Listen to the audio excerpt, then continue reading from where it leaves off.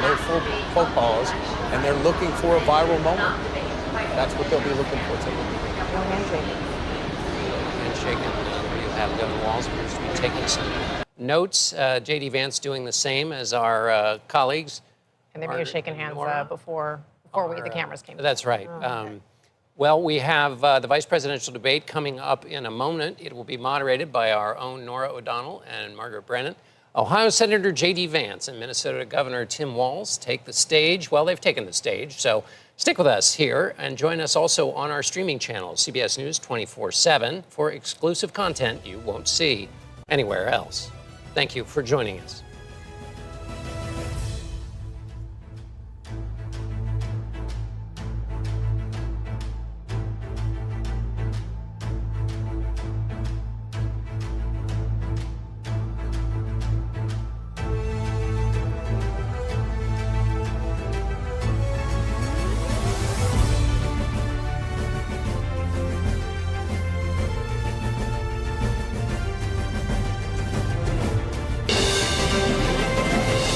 Tonight, with just over a month to go until Election Day, the first and only meeting between the two men who hope to become Vice President of the United States, Democratic Governor Tim Walz of Minnesota and Republican Senator J.D. Vance of Ohio. Now, this is likely the final debate of this election cycle, and voting is already underway in 20 states. CBS News polling shows this remains a race either presidential candidate could win.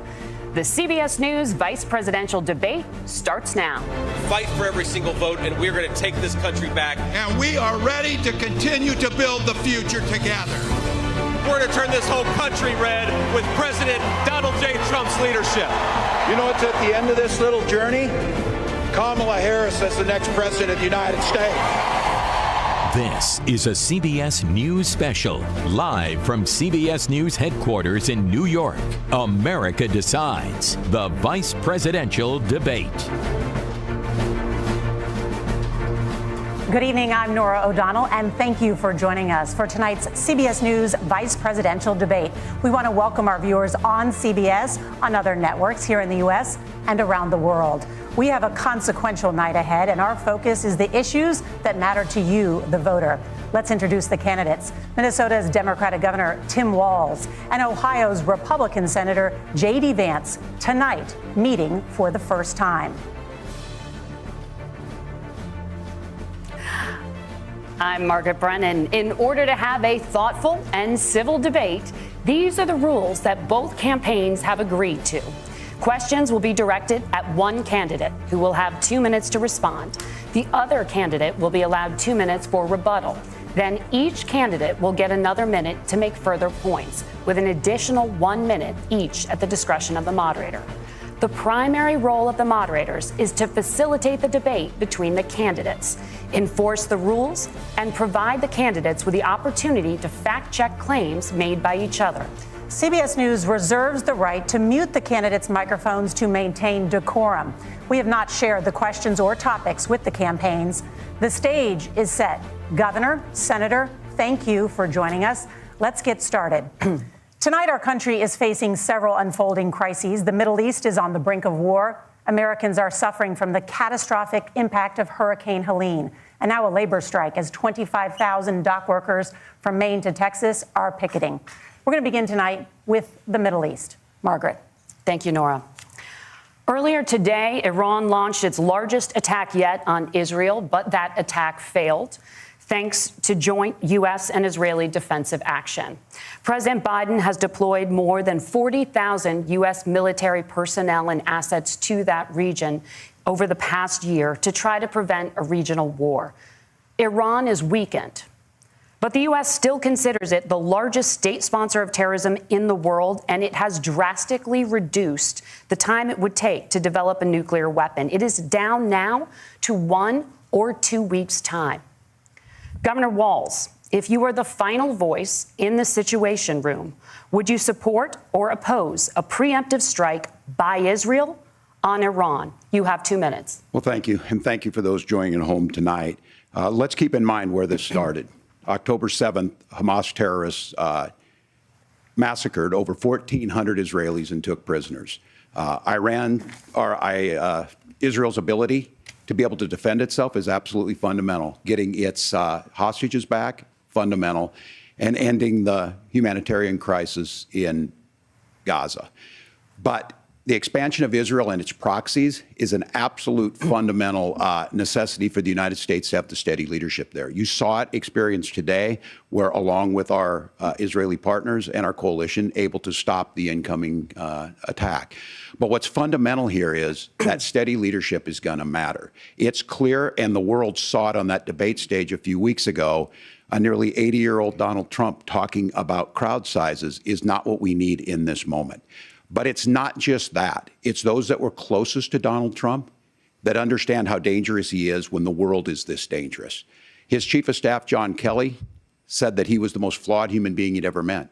And both of his secretaries of defense and his national security advisors said he should be nowhere near the White House. Now, the person closest to them, Donald Trump, said he's unfit for the highest office. That was Senator Vance. What we've seen out of Vice President Harris is we've seen steady leadership. We've seen a calmness that is able to draw on the coalitions to bring them together. Understanding that our allies matter. When our allies see Donald Trump turn towards Vladimir Putin, turn towards North Korea, when we start to see that type of fickleness around holding the coalitions together, we will stay committed. And as the Vice President said today we will protect our forces and our allied forces, and there will be consequences. Governor, your time is up. Senator Vance, the same question. Would you support or oppose a preemptive strike by Israel on Iran? You have 2 minutes. So, Margaret, I want to answer the question. First of all, thanks, Governor. Thanks to CBS for hosting the debate. And thanks, most importantly, to the American people who are watching this evening and caring enough about this country to pay attention to this vice presidential debate. I want to answer the question, but I want to actually give an introduction to myself a little bit, because I recognize a lot of Americans don't know who either one of us are. I was raised in a working class family. My mother required food assistance for periods of her life. My grandmother required Social Security help to raise me.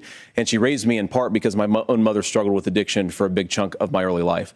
I went to college on the GI Bill after I enlisted in the Marine Corps and served in Iraq. And so I stand here asking to be your vice president with extraordinary gratitude for this country, for the American dream that made it possible for me to live my dreams. And most importantly, I know that a lot of you are worried about the chaos in the world and the feeling that the American dream is unattainable. I want to try to convince you tonight over the next 90 minutes that if we get better leadership in the White House, if we get Donald Trump back in the White House, the American dream is going to be attainable once again. Now, to answer this particular question, we have to remember that as much as Governor Walz just accused Donald Trump of being an agent of chaos, Donald Trump actually delivered stability in the world, and he did it by establishing effective deterrence. People were afraid of stepping out of line. Iran, which launched this attack, has received over $100 billion in unfrozen assets thanks to the Kamala Harris administration. What do they use that money for? They use it to buy weapons that they're now launching against our allies, and God forbid, potentially launching against the United States as well. Donald Trump recognized that for people to fear the United States, you needed peace through strength. They needed to recognize that if they got out of line, the United States global leadership would put stability and peace back in the world. Now, you asked about a preemptive strike, Margaret, and I want to answer the question. Look, it is up to Israel what they think they need to do to keep their country safe, and we should support our allies wherever they are when they're fighting the bad guys. I think that's the right approach to take with the Israel question. Thank you, Senator. Governor Walz, do you care to respond to any of the allegations? Well, look, Donald Trump was in office. We'll sometimes hear a revisionist history, but when Donald Trump was in office, it was Donald Trump who we had a coalition of nations that had boxed Iran's nuclear program in, the inability to advance it. Donald Trump pulled that program and put nothing else in its place. So Iran is closer to a nuclear weapon than they were before because of Donald Trump's fickle leadership. And when Iran shot down an American aircraft in international airspace, Donald Trump tweeted, because that's the standard diplomacy of Donald Trump. And when Iranian missiles did fall near U.S. troops and they received traumatic brain injuries, Donald Trump wrote it off as headaches. Look, our allies understand that Donald Trump is fickle. He will go to whoever has the most flattery or where it makes sense to him. Steady leadership like you witnessed today, like you witnessed in April. Both Iranian attacks were repelled. Our coalition is strong, and we need the steady leadership that Kamala Harris is providing. Senator Vance, the U.S. did have a diplomatic deal with Iran to temporarily pause parts of its nuclear program, and President Trump did exit that deal. He recently said, just 5 days ago, the U.S. must now make a diplomatic deal with Iran because the consequences are impossible. Did he make a mistake? You have 1 minute. Well, first of all, Margaret, diplomacy is not a dirty word, but I think that's something that Governor Walz just said is quite extraordinary. You yourself just said Iran is as close to a nuclear weapon today as they have ever been. And Governor Walz, you blame Donald Trump. Who has been the vice president for the last 3.5 years? And the answer is your running mate, not mine. Donald Trump consistently made the world more secure. Now, we talk about the sequence of events that led us to where we are right now, and you can't ignore October the 7th, which I appreciate Governor Walz bringing up. But when did Iran and Hamas and their proxies attack Israel? It was during the administration of Kamala Harris. So Governor Walz can criticize Donald Trump's tweets, but effective, smart diplomacy and peace through strength is how you bring stability back to a very broken world. Donald Trump has already done it once before. Ask yourself at home, when was the last time, I'm 40 years old, when was the last time that an American president didn't have a major conflict break out? The only answer is during the 4 years that Donald Trump was president. Gentlemen, we have a lot to get to. Nora? Margaret, thank you. Let's turn now to Hurricane Helene. The storm could become one of the deadliest on record. More than 160 people are dead and hundreds more are missing. Scientists say climate change makes these hurricanes larger, stronger, and more deadly because of the historic rainfall. Senator Vance, according to CBS News polling, 7 in 10 Americans and more than 60% of Republicans under the age of 45 favor the U.S. taking steps to try and reduce climate change. Senator, what responsibility would the Trump administration have to try and reduce the impact of climate change? I'll give you 2 minutes. Sure. So first of all, let's start with the hurricane, because it's an unbelievable, unspeakable human tragedy. I just saw today, actually, a photograph of 2 grandparents on a roof with a 6-year-old child, and it was the last photograph ever taken of them because the roof collapsed and those innocent people lost their lives. And I'm sure Governor Walz joins me in saying our hearts go out to those innocent people, our prayers go out to them, and we want as robust and aggressive as a federal response as we can get to save as many lives as possible, and then, of course, afterwards, to help the people in those communities rebuild. I mean, these are communities that I love. Some of them I know very personally in Appalachia, all across the Southeast. They need their government to do their job. And I commit that when Donald Trump is president again, the government will put the citizens of this country first when they suffer from a disaster. Now, Nora, you asked about climate change. I think this is a very important issue. Look, a lot of people are justifiably worried about all these crazy weather patterns. I think it's important for us, first of all, to say, Donald Trump and I support clean air, clean water. We want the environment to be cleaner and safer. But one of the things that I've noticed some of our Democratic friends talking a lot about is a concern about carbon emissions, this idea that carbon emissions drives all of the climate change. Well, let's just say that's true, just for the sake of argument, so we're not arguing about weird science. Let's just say that's true. Well, if you believe that, what would you want to do? The answer is that you'd want to reshore as much American manufacturing as possible, and you'd want to produce as much energy as possible in the United States of America, because we're the cleanest economy in the entire world. What have Kamala Harris's policies actually led to? More energy production in China, more manufacturing overseas, more doing business in some of the dirtiest parts of the entire world. And when I say that, I mean the amount of carbon emissions they're doing per unit of economic output. So if we actually care about getting cleaner air and cleaner water, the best thing to do is to double down and invest in American workers and the American people. And unfortunately, Kamala Harris has done exactly the opposite. Governor Walz, you have 2 minutes to respond. Well, we got close to an agreement because all those things are happening. Look, first of all, it is a horrific tragedy with this hurricane. And my heart goes out to the folks that are down there in contact with the governors. I serve as co-chair of the Council of Governors as we work together on these emergency managements. Governors know no partisanship. They work together. So all of the governors and the emergency responders are on the ground. Those happen on the front end. The federal government comes in, makes sure they're there that we recover. But we're still in that phase where we need to make sure that they're staying there, staying focused. Now, look, coming back to the climate change issue, there's no doubt this thing roared onto the scene faster and stronger than anything we've seen. Senator Vance has said that there's a climate problem in the past. Donald Trump called it a hoax. and then joked that these things would make more beachfront property to be able to invest in. What we've seen out of the Harris administration now, the Biden-Harris administration, is we've seen this investment. We've seen massive investments, the biggest in global history that we've seen in the Inflation Reduction Act, has created jobs all across the country. 2,000 in Jeffersonville, Ohio, taking the EV technology that we invented and making it here. 200,000 jobs across the country. The largest solar manufacturing plant in North America sits in Minnesota. But my farmers know climate change is real. They've seen 500-year droughts, 500-year floods back to back. But what they're doing is adapting, and this has allowed them to tell me, look, I harvest corn, I harvest soybean, and I harvest wind. We are producing more natural gas and more oil at any time than we ever have. We're also producing more clean energy. So the solution for us is to continue to move forward that climate change is real. Reducing our impact is absolutely critical, but this is not a false choice. You can do that at the same time you're creating the jobs that we're seeing all across the country. That's exactly what this administration has done. We are seeing us becoming an energy superpower for the future, not just the current. And that's what absolutely makes sense. And then we start thinking about how do we mitigate these disasters. Thank you. Senator, I want to give you an opportunity to respond there. The governor mentioned that President Trump has called climate change a hoax. Do you agree?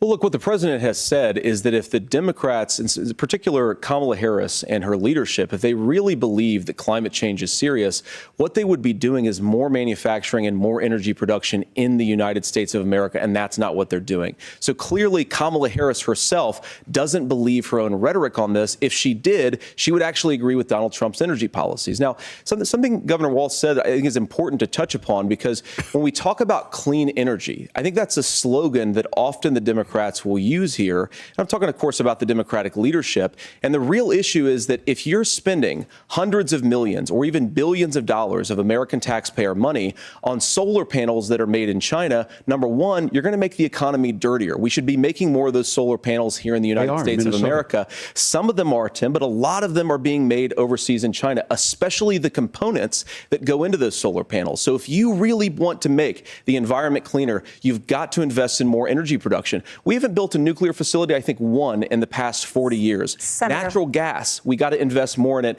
Kamala Harris has done the opposite. That's raised energy prices and also meant that we're doing Senator, worse by the climate. Senator, your time is up. Governor, would you like to respond? Well, look, we're producing more natural gas than we ever have. There's no moratorium on that. We're producing more oil. But the folks know, and like I said again, these are not liberal folks. These are not folks that are Green New Deal folks. These are farmers that have been drought one year, massive flooding the next year. They understand that it makes sense. Look, our number one export cannot be topsoil from erosion from these massive storms. We saw it in Minnesota this summer. And thinking about how do we respond to that, we're thinking ahead on this. And what Kamala Harris has been able to do in Minnesota, we're starting to weatherproof some of these things. The infrastructure law that was passed allows us to think about mitigation in the future. How do we make sure that we're protecting by burying our power lines? How do we make sure that we're protecting lakefronts and things that we're seeing more and more of? But to call it a hoax and to take the oil company executives to Mar-a-Lago, say, give me money for my campaign, and I'll let you do whatever you want. We can be smarter about that, and an all-above energy policy is exactly what she's doing, creating those jobs right here. Governor, your time is up. The overwhelming consensus among scientists is that the Earth's climate is warming at an unprecedented rate. Margaret? Thank you, Nora. We're going to turn now to immigration. The crisis at the U.S.-Mexico border consistently ranks as one of the top issues for American voters. Senator Vance, your campaign is pledging to carry out the largest mass deportation plan in American history and to use the U.S. military to do so. Could you be more specific about exactly how this will work? For example, would you deport parents who have entered the U.S. illegally and separate them from any of their children who were born on U.S. soil? You have 2 minutes. So first of all, Margaret, before we talk about deportations, we have to stop the bleeding. We have a historic immigration crisis because Kamala Harris started and said that she wanted to undo all of Donald Trump's border policies. 94 executive orders suspending deportations, decriminalizing illegal aliens, massively increasing the asylum fraud that exists in our system. That has opened the floodgates. And what it's meant is that a lot of fentanyl is coming into our country. I had a mother who struggled with opioid addiction and has gotten clean.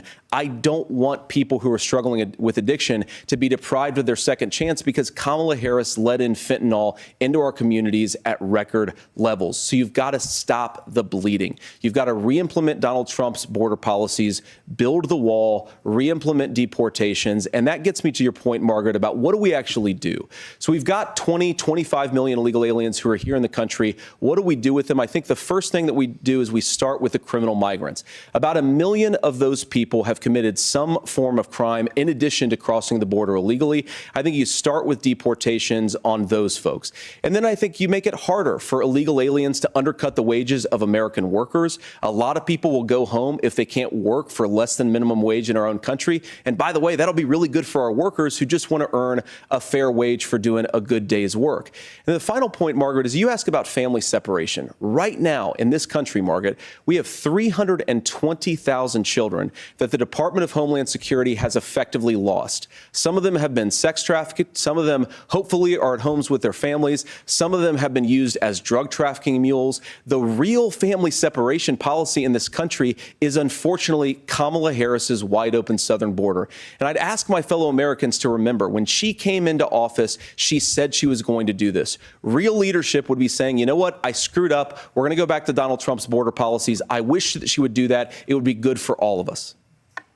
Governor, do you care to respond to any of those specific allegations, including that the vice president is, quote, letting in fentanyl and using kids as drug mules, among other things regarding children? The drug mule is not true, but I will say about this, about the fentanyl, because this is a crisis of this, the opioid crisis. And the good news on this is the last 12 months saw the largest decrease in opioid deaths in our nation's history, 30% decrease in Ohio. But there's still more work to do. But let's go back to this on immigration. Kamala Harris was the Attorney General of the largest state and a border state in California. She's the only person in this race who prosecuted transnational gangs for human trafficking and drug interventions. But look, we all want to solve this.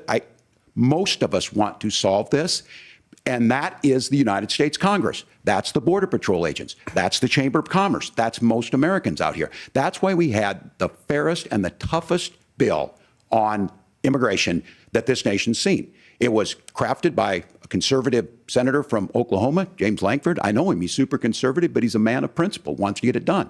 Democrats and Republicans worked on this piece of legislation. The Border Patrol said, this is what we need in here. These are the experts. And the Chamber of Commerce and the Wall Street Journal said, pass this thing. Kamala Harris helped get there. 1,500 new border agents, detection for drugs, DOJ money to speed up these the adjudications on this, just what America wants. But as soon as I was getting ready to pass and actually tackle this, Donald Trump said no, told them to vote against it because it gives him a campaign issue. It gives him what would Donald Trump talk about if we actually did some of these things? And they need to be done by the legislature. You can't just do this through the executive branch. So look, we have the options to do this. Donald Trump had 4 years. He had 4 years to do this. And he promised you, America, how easy it would be. I'll build you a big, beautiful wall, and Mexico will pay for it. Less than 2% of that wall got built, and Mexico didn't pay a dime. But here we are again, 9 years after he came down that escalator, dehumanizing people and telling them what he was going to do. As far as the deportation plan, at one point, Senator Vance said it was so unworkable to be laughable. So that's where we're at. Pass the bill, she'll sign it. Governor, your time is up. Senator, the question was, will you separate parents from their children, even if their kids are U.S. citizens? You have 1 minute. Margaret, my point is that we already have massive child separations thanks to Kamala Harris's open border. And I didn't accuse Kamala Harris of inviting drug mules. I said that she enabled the Mexican drug cartels to operate freely in this country. And we know that they use children as drug mules. And it is a disgrace, and it has to stop. Look, I think what Tim said just doesn't pass the smell test. For 3 years, Kamala Harris went out bragging that she was going to undo Donald Trump's border policy. She did exactly that. We had a record number of illegal crossings. We had a record number of fentanyl coming into our country. And now that she's running for president, or a few months before, she says that somehow she got religion and cared a lot about a piece of legislation. The only thing that she did when she became the vice president, when she became the appointed border czar, was to undo 94 Donald Trump executive actions that opened the border. This problem is leading to massive problems in the United States of America. Parents who can't afford health care, school schools that are overwhelmed. It's got to stop, and it will when Donald Trump is president Senator, again. your time is up. Governor, what about our CBS News polling, which does show that a majority of Americans, more than 50%, support mass deportations? Look, we fix this issue with a bill that is necessary, but the issue on this is what happens when you don't want to solve it. You demonize it.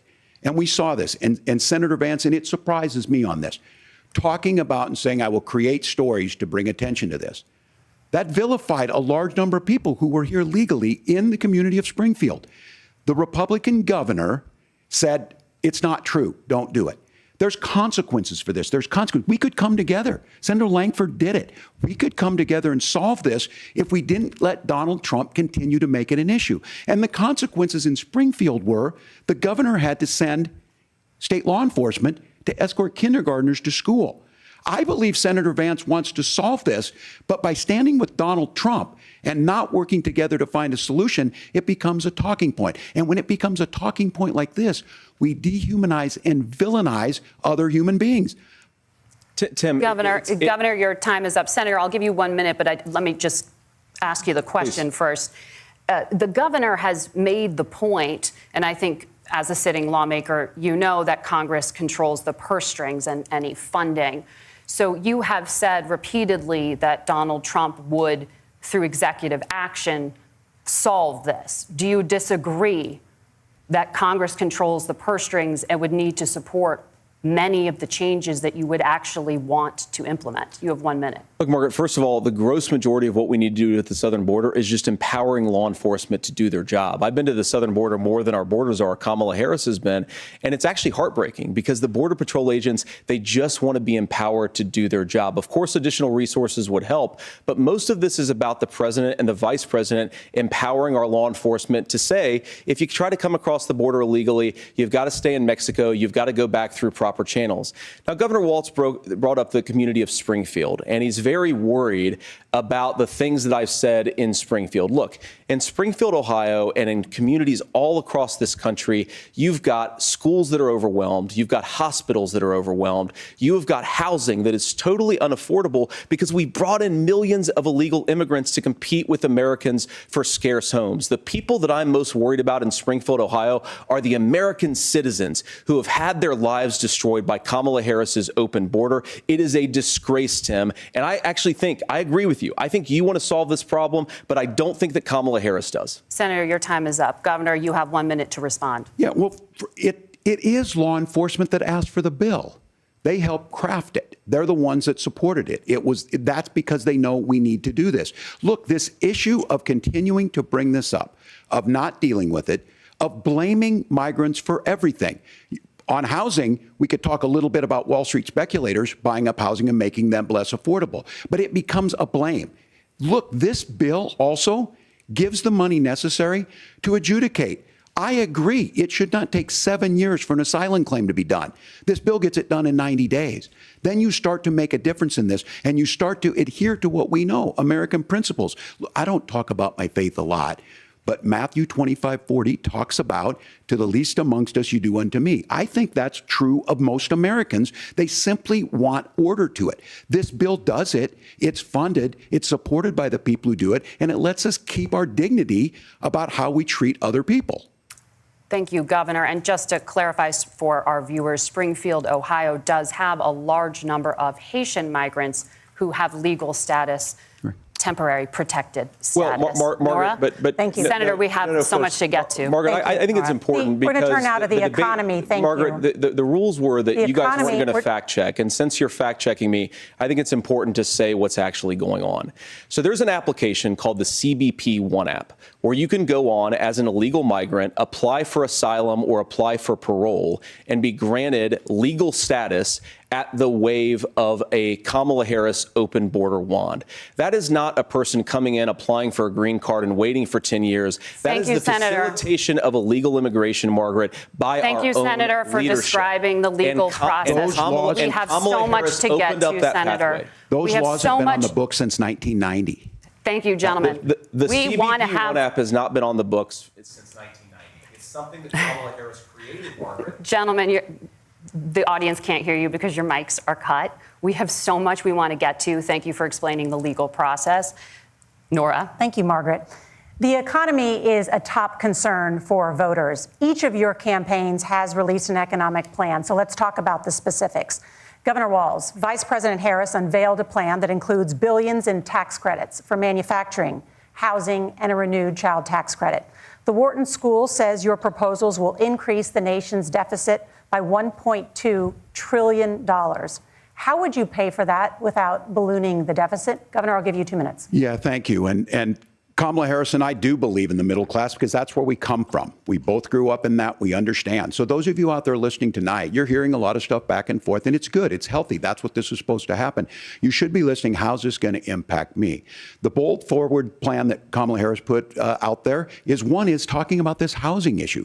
The one thing is there's 3 million new houses proposed under this plan with down payment assistance on the front end to get you in a house. A house is much more than just an asset to be traded somewhere. It's foundational to where you're at. And then making sure that the things you buy every day, whether they be prescription drugs or other things, that there's fairness in that. Look, the $35 insulin is a good thing, but it costs $5 to make insulin.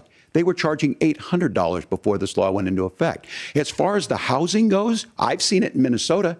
12% more houses in Minneapolis, prices went down on rent 4%. It's working. And then making sure tax cuts go to the middle class. $6,000 child tax credit, we have one in Minnesota, reduces childhood poverty by 1/3. We save money in the long run, and we do the right thing for families. And then getting businesses off the ground. The law as it stands right now is $5,000 tax credit for small business, increasing that to $50,000. Now, this is a philosophical difference between us. Donald Trump made a promise, and I'll give you this. He kept it. He took folks to Mar-a-Lago, said, you're rich as hell, I'm going to give you a tax cut. He gave the tax cuts that predominantly went to the top class. What happened there was an $8 trillion increase in the national debt, the largest ever. Now he's proposing a 20% consumption or sales tax on everything we bring in. Everyone agrees, including businesses, it would be destabilizing it, it would increase inflation and potentially lead to a recession. Look, this is simple for you. Where are we going? Kamala Harris has said to do the things she wants to do, we'll just ask the wealthiest to pay their fair share. When you do that, our system works best, more people are participating in it, and folks have the things that they need. Senator, I want to give you a moment to respond on that. But similarly, the Wharton School has done an analysis of the Trump plan and says it would increase the nation's deficit by $5.8 trillion. My question is the same for you. How do you pay for all that without ballooning the deficit? I'll give you 2 minutes. Well, first of all, you're going to hear a lot from Tim Walz this evening, and you just heard it in the answer, a lot of what Kamala Harris proposes to do. And some of it, I'll be honest with you, it even sounds pretty good. Here's what you won't hear, is that Kamala Harris has already done it. Because she's been the vice president for 3.5 years. She had the opportunity to enact all of these great policies. And what she's actually done instead is drive the cost of food higher by 25%, drive the cost of housing higher by about 60%. Open the American southern border and make middle-class life unaffordable for a large number of Americans. If Kamala Harris has such great plans for how to address middle-class problems, then she ought to do them now. Not when asking for a promotion, but in the job the American people gave her 3.5 years ago. And the fact that she isn't tells you a lot about how much you can trust her actual plans. Now, Donald Trump's economic plan is not just a plan, but it's also a record. A lot of those same economists attack Donald Trump's plans, and they have PhDs, but they don't have common sense and they don't have wisdom. Because Donald Trump's economic policies delivered the highest take-home pay in a generation in this country, 1.5% inflation, and to boot, peace and security all over the world. So when people say that Donald Trump's economic plan doesn't make sense, I say, look at the record. He delivered rising take-home pay for American workers.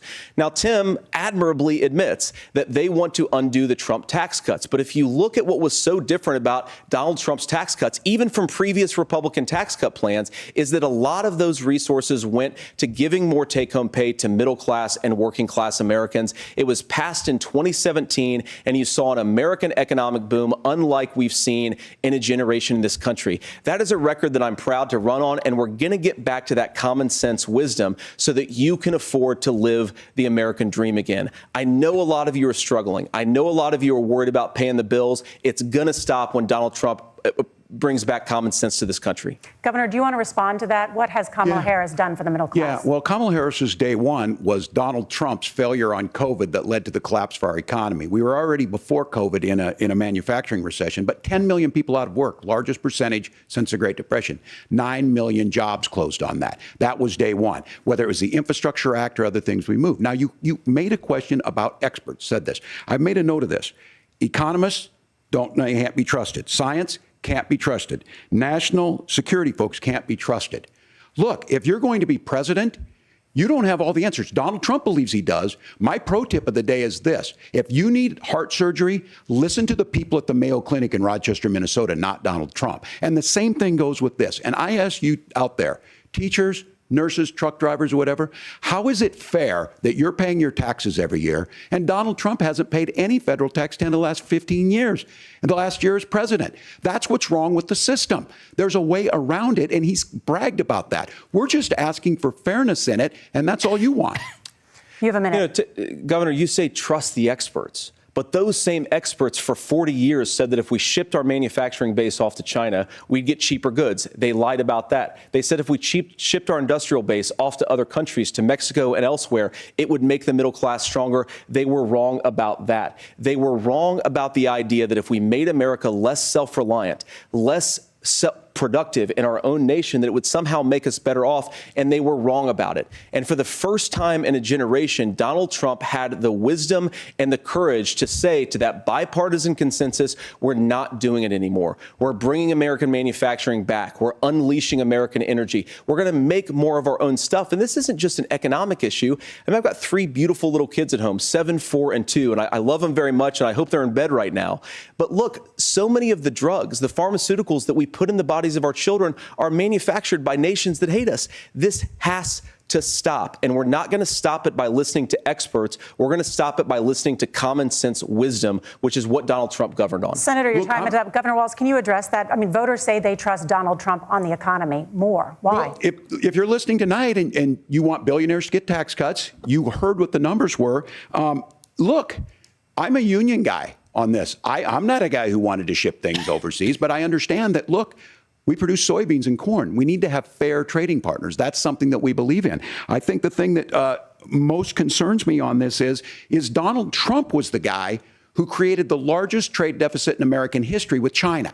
So the rhetoric is good. Much of what the senator said right there, I'm in agreement with him on this. I watched it happen too. I watched it to my communities, and we talked about that. But we had people undercutting the right to collectively bargain. We had right to work states made it more difficult. We had companies that were willing to ship it over, and we saw people profit.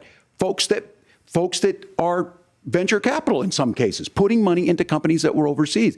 We're in agreement that we bring those home. The issue is Donald Trump is talking about it.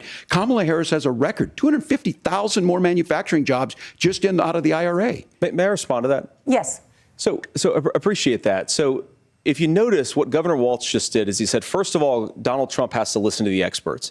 And then when he acknowledged that the experts screwed up, he said, well, Donald Trump didn't do nearly as good of a job as the statistics show that he did. So what Tim Walz is doing, and I honestly, Tim, I think you got a tough job here, because you've got to play whack-a-mole. You've got to pretend that Donald Trump didn't deliver rising take-home pay, which of course he did. You've got to pretend that Donald Trump didn't deliver lower inflation, which of course he did. And then you've simultaneously got to defend Kamala Harris's atrocious economic record, which has made gas, groceries, and housing unaffordable for American citizens. I was raised by a woman who would sometimes go into medical debt so that she could put food on the table in our household.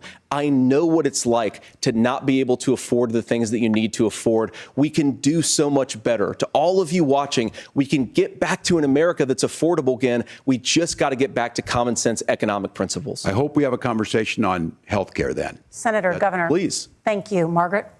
We have a lot to get to ahead, gentlemen, on many topics. But right now, I want to talk about personal qualifications. The vice president is often the last voice the president hears before making consequential decisions. We want to ask you about your leadership qualities. Governor Walz, you said you were in Hong Kong during the deadly Tiananmen Square protests in the spring of 1989. But Minnesota Public Radio and other media outlets are reporting that you actually didn't travel to Asia until August of that year. Can you explain that discrepancy? Yeah, well, and to the folks out there who didn't get at the top of this, look, I grew up in small rural Nebraska, town of 400, town that you rode your bike with your buddies till the streetlights come on, and I'm proud of that service. I joined the National Guard at 17, worked on family farms, and then I used the GI Bill to become a teacher, passionate about it, a young teacher. My first year out, I got the opportunity in the summer of '89 to travel to China. 35 years ago, be able to do that. I came back home and then started a program to take young people there. We would take basketball teams, we would take baseball teams, we would take dancers, and we would go back and forth to China. The issue for that was to try and learn. Now, look, my community knows who I am. They saw where I was at. Look, I will be the first to tell you, I have poured my heart into my community. I've tried to do the best I can, but I've not been perfect. And I'm a knucklehead at times, but it's always been about that. Those same people elected me to Congress for 12 years. And in Congress, I was one of the most bipartisan people, working on things like farm bills that we got done, working on veterans benefits. And then the people of Minnesota were able to elect me to governor twice. So look, my commitment has been from the beginning to make sure that I'm there for the people, to make sure that I get this right. I will say more than anything, many times I will talk a lot, I will get caught up in the rhetoric, but being there, the impact it made, the difference it made in my life, I learned a lot about China. I hear the critiques of this. I would make the case that Donald Trump should have come on one of those trips with us. I guarantee you he wouldn't be praising Xi Jinping about COVID, and I guarantee you he wouldn't start a trade war that he ends up losing. So this is about trying to understand the world. It's about trying to do the best you can for your community, and then it's putting yourself out there and letting your folks understand what it is. My commitment, whether it be through teaching, which I was good at, or whether it was being a good soldier or was being a good member of Congress, those are the things that I think are the values that people care about. Governor, just to follow up on that, the question was, can you explain the discrepancy? All I said on this was I got there that summer and misspoke on this. So I will just, that's what I've said.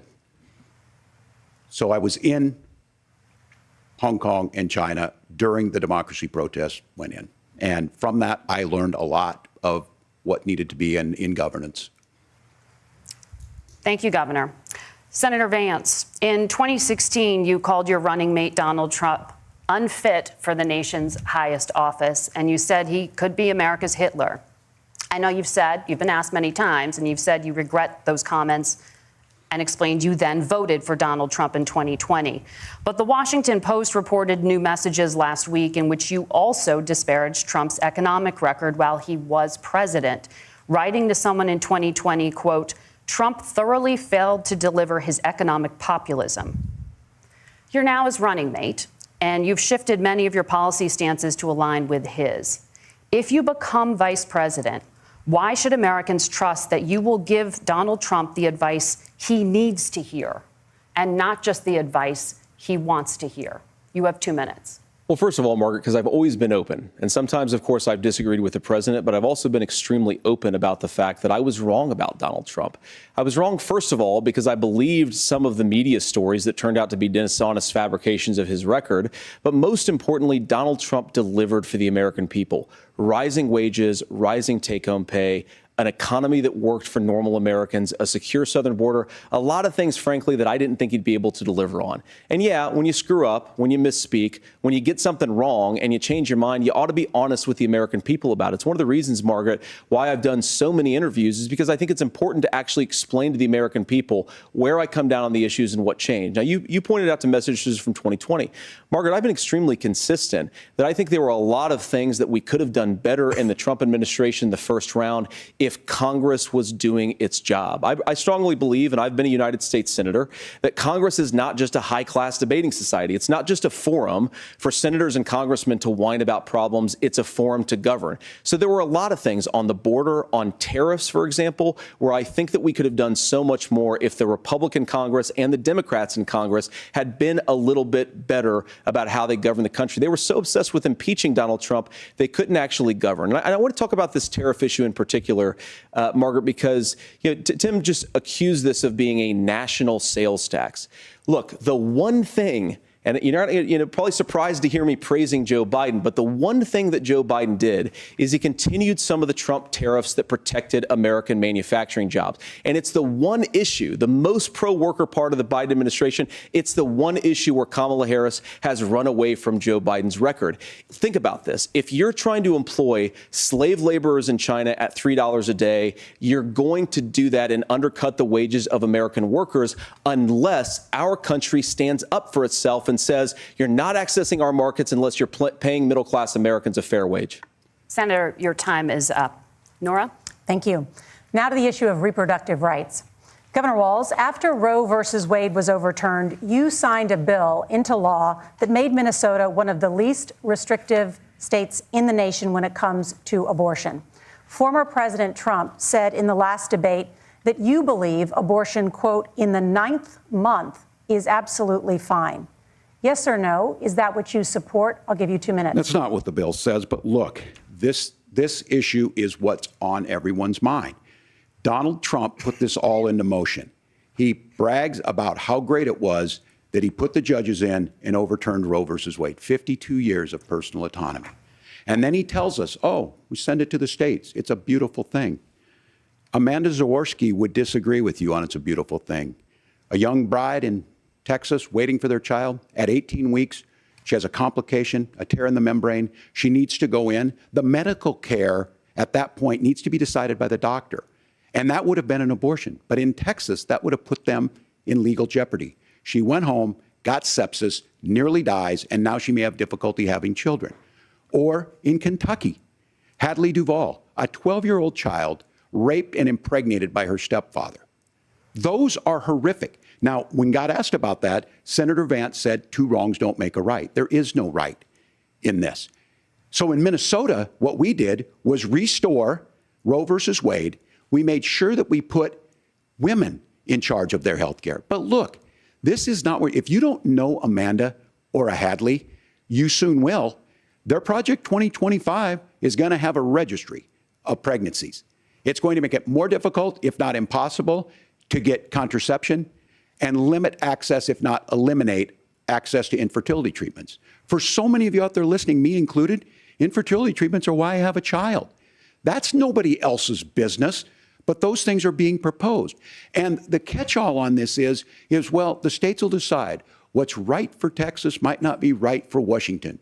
That's not how this works. This is basic human right. We have seen maternal mortality skyrocket in Texas, outpacing many other countries in the world.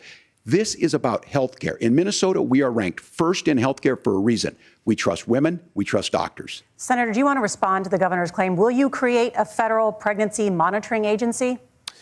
No, Nora, certainly we won't. And I want to talk about this issue because I know a lot of Americans care about it, and I know a lot of Americans don't agree with everything that I've ever said on this topic. And, you know, I grew up in a working class family in a neighborhood where I knew a lot of young women who had unplanned pregnancies and decided to terminate those pregnancies because they feel like they didn't have any other options. And, you know, one of them is actually very dear to me. And I know she's watching tonight, and I love you.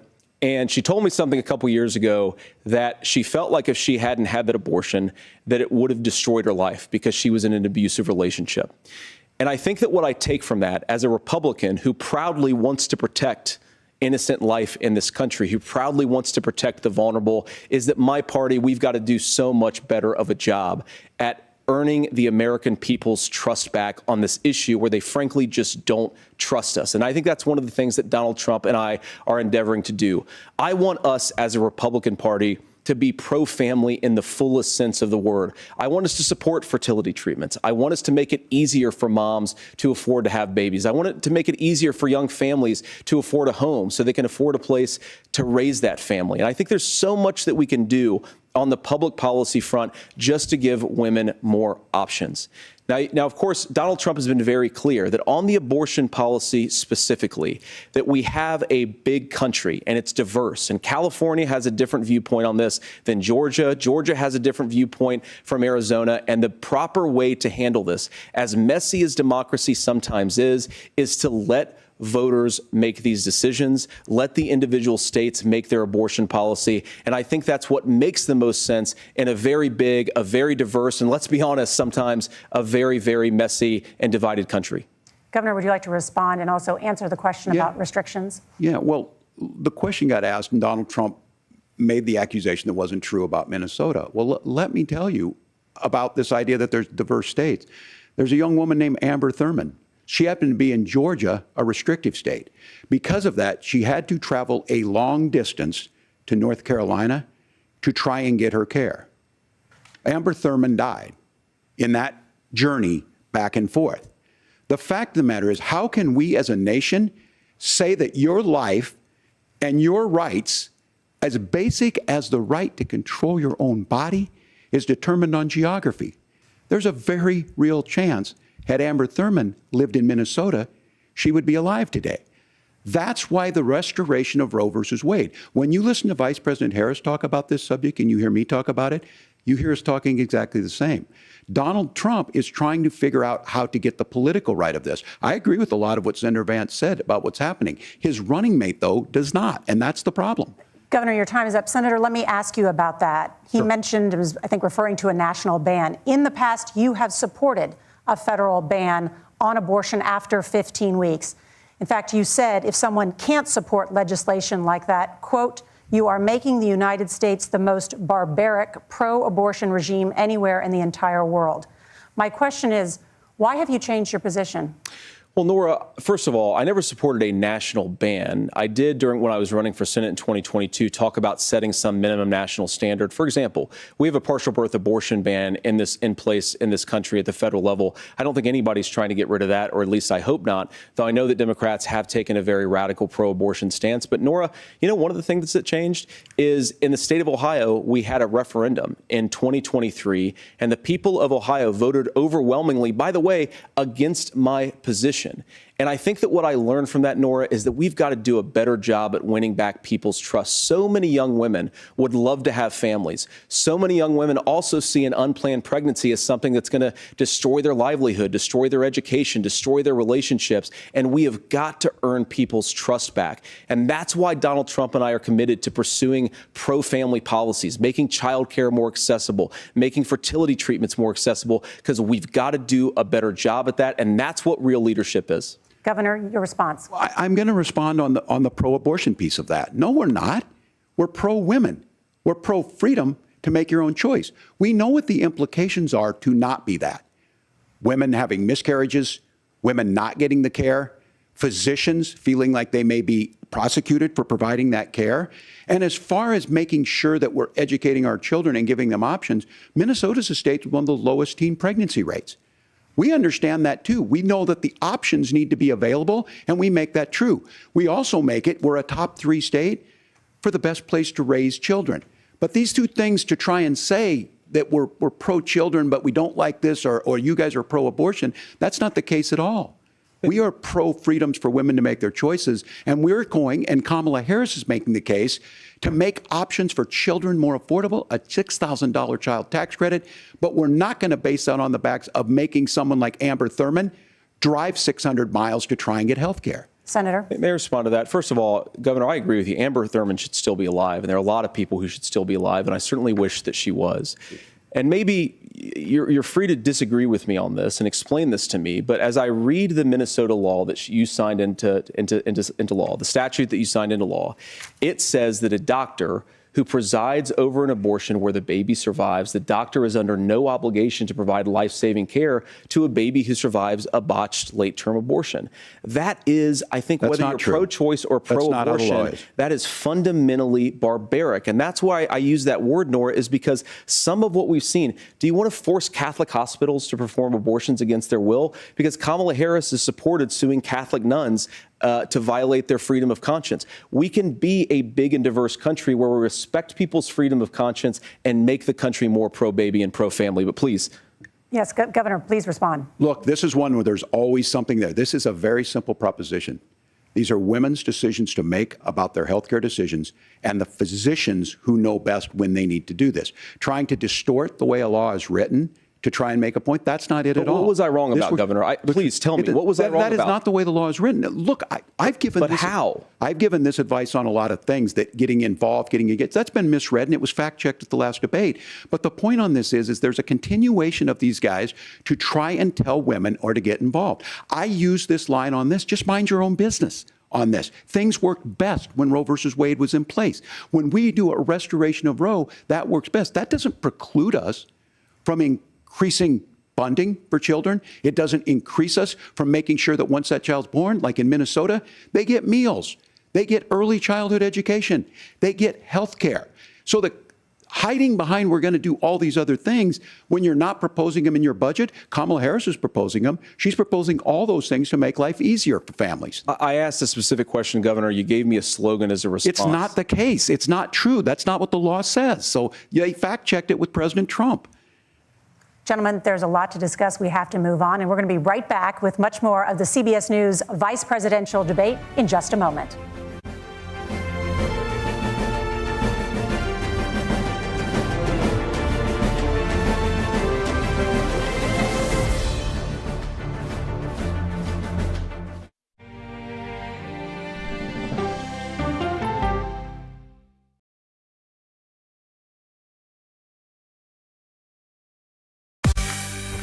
On our places, bright, shiny faces. When you wake up in the morning, we want to be your go-to team. Nate has one of the quickest minds I've ever seen. Tony has a way of making people feel comfortable. Gail has this unbelievable knack to ask the question that you're asking at home. I've been told I could talk to a tree, and that's pretty much true. I don't go to work in the morning. I go for coffee with my two good friends, and we talk about the world. Your morning routine just got better. CBS Mornings, weekdays at 7. It didn't seem like anything could happen, because nothing ever happens in East Palestine, but it did. Authorities released toxic fumes from 5 derailed train cars. Resident, please evacuate. Acute bronchitis due to chemical fumes. Did you ever have these problems before the derailment? No, ma'am. This neighborhood's not safe no more. We can assure the community that there's not vinyl chloride entering their communities. Then why are there so many people feeling these various symptoms of bloody noses or difficulty breathing, bronchitis? That's a hard question to answer. We're talking about one of the most blatant releases of a mixture of some of the most toxic chemicals that we've seen in America. I feel like now I have a duty to warn other communities. If my daughter has to watch me die of cancer, at least it saves someone else.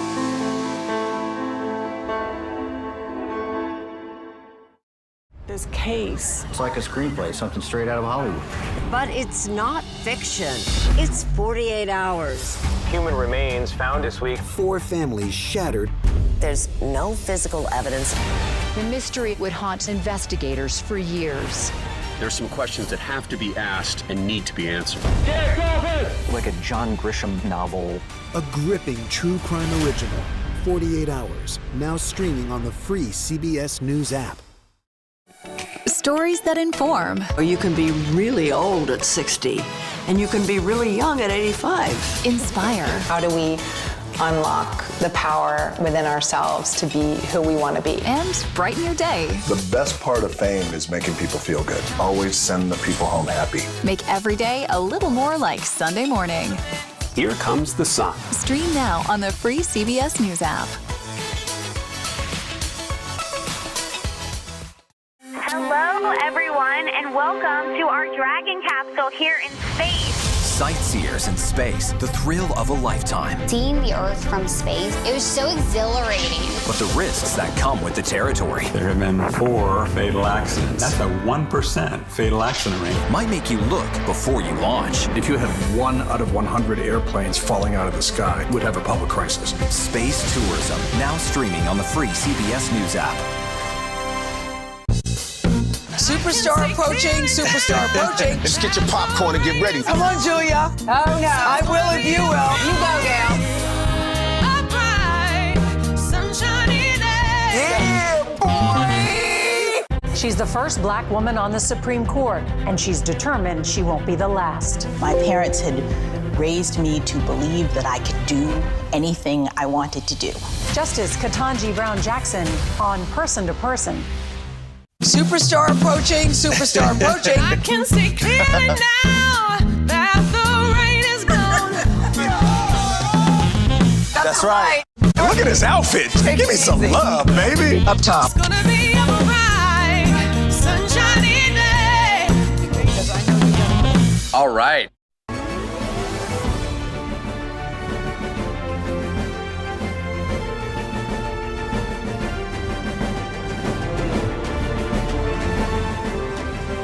Welcome back to the CBS News Vice Presidential Debate.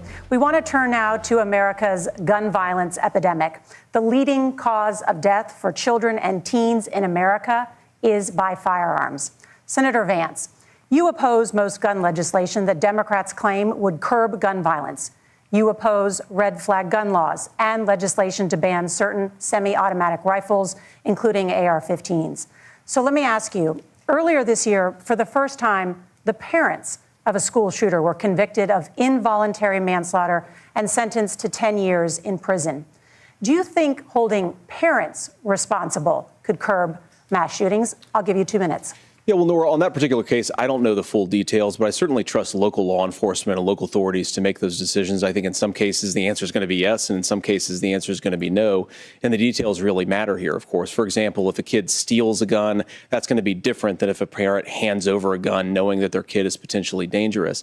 But look, I want to just sort of speak as a father of 3 beautiful little kids, and our oldest is now in 2nd grade.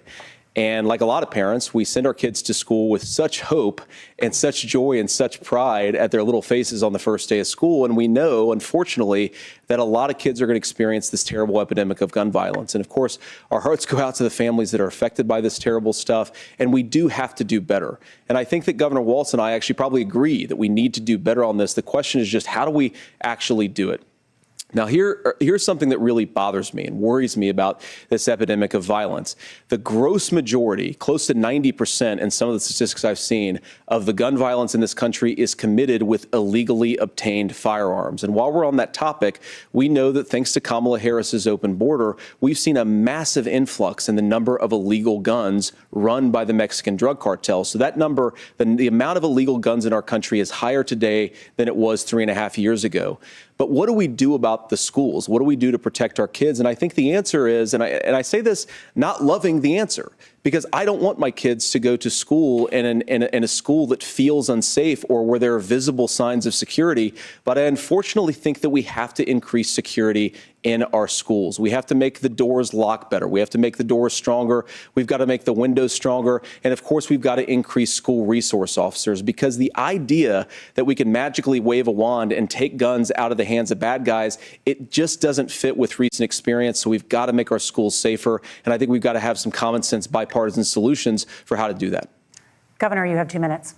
Well, I think all the parents watching tonight, this is your biggest nightmare. Look, I got a 17-year-old, and he witnessed a shooting at a community center playing volleyball. Those things don't leave you. As a member of Congress, I sat in my office surrounded by dozens of the Sandy Hook parents, and they were looking at my 7-year-old picture on the wall. Their 7-year-old were dead, and they were asking us to do something. And look, I'm a hunter. I own firearms. The vice president is. We understand that the Second Amendment is there, but our first responsibility is to our kids to figure this out. In Minnesota, we've enacted enhanced red flag laws, enhanced background checks, and we can start to get data. But here's the problem. If we really want to solve this, we've got folks that won't allow research to be even done on gun violence. And this idea that we should just live with it, and here's what I do think, that this is a good start to the conversation. I 100% believe that Senator Vance hates it when these kids, it's abhorrent and it breaks your heart. I agree with that. But that's not far enough when we know there are things that worked. I've spent time in Finland and seen some Finnish schools. They don't have this happen, even though they have a high gun ownership rate in the country. There are reasonable things that we can do to make a difference. It's not infringing on your Second Amendment. And the idea to have some of these weapons out there, it just doesn't make any sense. Kamala Harris, as an attorney general, worked on this issue. She knows that it's there. No one's trying to scaremonger and say we're taking your guns, but I ask all of you out there, do you want your schools hardened to look like a fort? Is that what we have to go? When we know There's countries around the world that their children aren't practicing these types of drills. They're being kids. We owe it to them to get a fix. These are things that shouldn't be that difficult. You can still keep your firearms, and we can make a difference. We have to. If you're listening tonight, this breaks your heart. Senator. Tim, first of all, I didn't know that your 17-year-old witnessed a shooting. And I'm sorry about that, and I hope that he's doing okay. Christ have mercy. It is awful. And I appreciate what Tim said, actually, about Finland, because I do think it illustrates some of the frankly, weird differences between our own country's gun violence problem and Finland. Is, okay, first of all, we have way higher rates of mental health abuse, or mental health substance abuse. We have way higher rates of depression, way higher rates of anxiety. We unfortunately have a mental health crisis in this country that I really do think that we need to get to the root causes of, because I don't think it's the whole reason why we have such a bad gun violence problem, but I do think it's a big piece of it. Another driver of the gun violence epidemic, especially that affecting our kids, it doesn't earn as many headlines, but is the terrible gun violence problem in a lot of our big cities. And this is why we have to empower law enforcement to arrest the bad guys, put them away, and take gun offenders off the streets. I think there's a whole host of things that we can do here, but I do think at our schools we've got to talk about more security. Senator, thank you. Governor, you previously opposed an assault weapons ban, but it's only later in your political career did you change your position. Why? Yeah, I sat in that office with those Sandy Hook parents. I've become friends with school shooters. I've seen it. Look, the NRA, I was the NRA guy for a long time. They used to teach gun safety. I'm of an age where my shotgun was in my car so I could pheasant hunt after football practice. That's not where we live today. And several things I want to mention on this is, talking about cities and where it's at, the number one where the most firearm deaths happen in Minnesota are rural suicides. And we have an epidemic of children getting guns and shooting themselves. And so we have, and we should look at all of the issues, making sure folks have health care and all that, but I want to be very careful. This idea of stigmatizing mental health, just because you have a mental health issue doesn't mean you're violent. And I think what we end up doing is we start looking for a scapegoat. Sometimes it just is the guns. It's just the guns, and there are things that you can do about it. But I do think that this is one, and I think this is a healthy conversation. I think there's a capacity to find solutions on this that work, protect Second Amendment, protect our children. That's our priority. Gentlemen, thank you. Margaret? Thank you, Nora. Let's turn now to the top contributor to inflation, the high cost of housing and rent. There's a shortage of more than 4 million homes in the United States, and that contributes to the high housing prices. Governor Walz, the Harris campaign promises a $25,000 down payment assistance for first-time home buyers and a $10,000 tax credit. They also promise to build 3 million new homes. Where are you building these homes, and won't handing out that kind of money just drive up prices higher? No, it's not handing out. We have, first, let me say this issue of housing, and I think those of you listening on this, the problem we've had is that we've got a lot of folks that see housing as another commodity. It can be bought up, it can be shifted, it can be moved around. Those are not folks living in those houses. Those of you listening tonight, that house is a big deal. I bought and owned one house in my life. My mom still lives in the house where I was. And when I think of a house, I'm thinking of Christmas services after midnight mass where you go with your family. We need to make it more affordable. And one of the things, as I said, this program that the Vice President is pushing forward and bringing a new way of approaching this is something we're doing in Minnesota from that lead. We in the state invested in making sure our housing was the biggest investment that we'd ever made in housing. It starts to make it easier. We cut some of the red tape. Local folks, look, we can't do it at the federal level, but local folks make it easier to build those homes. And then that down payment assistance. I can tell all of you out there, one of the, certainly for me, using the GI Bill was one thing, but a veteran's home loan, the big thing about a veteran's home loan is you don't have to pay the down payment. Those are things that make it there. Now, look, you're going to pay it back, and you're going to pay your mortgage. Those are things that we know in the long run, the appreciated value, the generational wealth that's created from it. And I will give Minneapolis an example. Minneapolis is the one city where we've seen the lowest inflation rates. We've seen a 12% increase in stock because we've put some of these things in, and we're implementing a state program to make sure we give some of that down payment assistance. We get it back from people because here's what we know. People with stable housing end up with stable jobs.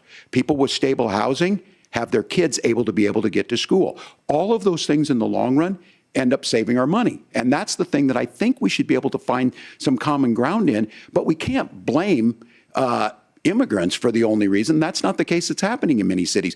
The fact of the matter is that we don't have enough naturally affordable housing, but we can make sure that the government's there to help kickstart it, create that base.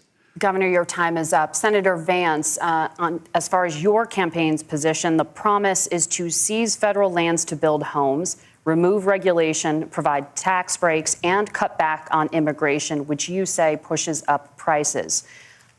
Where are you going to build all the new homes you're promising, and what part of any of this plan will provide immediate relief? You have 2 minutes. Well, first of all, Tim just said something that I agree with. We don't want to blame immigrants for higher housing prices, but we do want to blame Kamala Harris for letting in millions of illegal aliens into this country, which does drive up costs, Tim. 25 million illegal aliens competing with Americans for scarce homes is one of the most significant drivers of home prices in the country. It's why we have massive increases in home prices that have happened right alongside massive increases in illegal alien populations under Kamala Harris's leadership. Now, Tim just mentioned a bunch of ideas. Now, some of those ideas I actually think are halfway decent, and some of them I disagree with. But the most important thing here is Kamala Harris is not running as a newcomer to politics. She is the sitting vice president. If she wants to enact all of these policies to make housing more affordable, I invite her to use the office that the American people already gave her, not sit around and campaign and do nothing while Americans find the American dream of homeownership completely unaffordable. Now, you asked, Margaret, what would immediately change the equation for American citizens if you lower energy prices? As Donald Trump says, drill, baby, drill. One of the biggest drivers of housing costs, aside from illegal immigration, is, think about it. If a truck driver's paying 40% more for diesel, then the lumber he's delivering to the job site to build the house is also going to become a lot more expensive. If we open up American energy, you will get immediate pricing relief for American citizens, not, by the way, just in housing, but in a whole host of other economic goods, too. Senator Vance, you still have 23 seconds there. Do you want to answer? Can I have it? Where, yeah. Governor, we will get to you in a moment. But, Senator, where are you going to seize the federal lands? Can you clarify? Well, what Donald Trump has said is we have a lot of federal lands that aren't being used for anything. They're not being used for national park. They're not being used, and they could be places where we build a lot of housing. And I do think that we should be opening up building in this country. We have a lot of land that could be used. We have a lot of Americans that need homes. We should be kicking out illegal immigrants who are competing for those homes, and we should be building more homes for the American citizens who deserve to be here. Senator, your time is up. Governor, I do want to let you respond to the allegation that the vice president is letting in Well, of course, migrants, that's not true. And again, you have the facts. I guess prices. we agreed not to fact check. I'll check it. That, look, crossings are down compared to when Donald Trump left office. But it's, again, blaming and not trying to find the solution. I was going to ask, though, on this question, are we going to drill and build houses in the same federal land? And I think when people hear federal lands, these are really important pieces of land. Now, Minnesota doesn't have a lot of federal lands. I know in the western part of the countries we do. There's not a lot of federal lands in and around Minneapolis, for example. So the issue is I don't understand the federal lands issue unless we see this, and I worry about this as someone who cares deeply about our national parks and our federal lands. Look, Minnesota, we protect these things. We've got about 20% of the world's fresh water. These lands protect. They're there for a reason. They belong to all of us. But again, this is when you view housing and you view these things as commodities. Like, there's a chance to make money here. Let's take this federal land and let's sell it to people for that. I think there's better ways to do this. We've seen it in Minnesota. We're able to refurbish some of these houses. We're able to make some investments. That gets people in. And I'm still on the fact on this. Economists, Senator Vance, you said you don't like the economists. Which economists are saying that it is immigrants that's adding to the cost? Governor, your time is up. But Senator, on that point, I'd like for you to clarify. There are many contributing factors to high housing costs. What evidence do you have that migrants are part of this problem? Well, there's a Federal Reserve study that we're happy to share after the debate. We'll put it up on social media, actually, that really drills down on the connection between increased levels of migration, especially illegal immigration, and higher housing prices. Now, of course, Margaret, that's not the entire driver of higher housing prices. It's also the regulatory regime of Kamala Harris. Look, we are a country of builders. We're a country of doers. We're a country of explorers. But we increasingly have a federal administration that makes it harder to develop our resources, makes it harder to build things, and wants to throw people in jail for not doing everything exactly as Kamala Harris says they have to do. And what that means is that you have a lot of people who would love to build homes who aren't able to build homes. I actually agree with Tim Walz. We should get out of this idea of housing as a commodity. But the thing that has most turned housing into a commodity is giving it away to millions upon millions of people who have no legal right to be here. What are the federal regulations? I deal with this as a governor. You can very quickly reply. I'm sorry. I get this as a governor, and I don't necessarily disagree with that, that in some cases, many of those are local, many of them are state. I don't know which ones are federal, but I think whenever we talk regulations, people think they can get rid of them. I think you want to be able to get out of your house in a fire. I think you want to make sure that it's fireproof and those types of things. So which are the regulations? Because the vice president's not responsible for those. Congress writes those. Governor, thank you. Gentlemen, we have a lot to get to. You're passionate about the housing crisis, I can tell. But Nora? Thank you. One of the top problems facing Americans is the high cost of health care. Senator Vance, at the last presidential debate, former President Trump was asked about replacing the Affordable Care Act. In response, he said, "I have concepts of a plan." Since then, Senator, you've talked about changing how chronically ill Americans get health insurance. Can you explain how that would work? And can you guarantee that Americans with pre-existing conditions won't pay more? I'll give you 2 minutes. Well, of course, we're going to cover Americans with pre-existing conditions. In fact, a lot of my family members have gotten health care. I believe, members of my family actually got private health insurance, at least for the first time, switched off of Medicaid onto private insurance for the first time under Donald Trump's leadership. And I think that, a lot of people have criticized this concepts of a plan remark.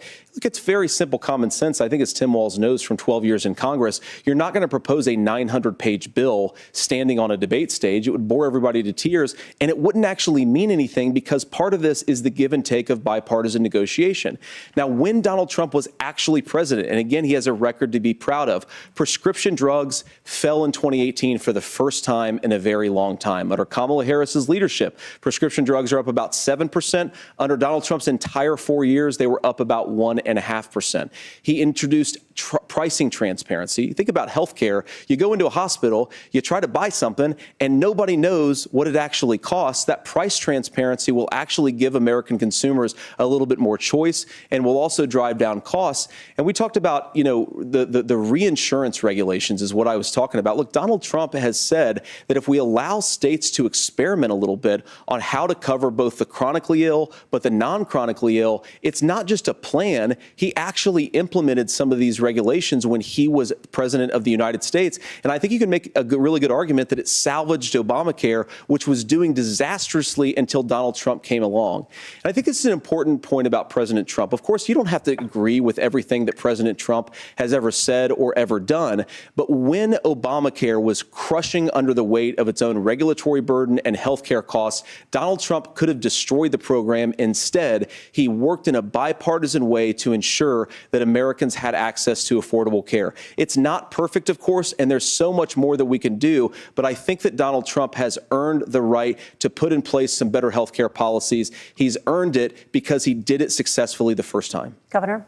All right, here's where being an old guy gives you some history. I was there at the creation of the ACA.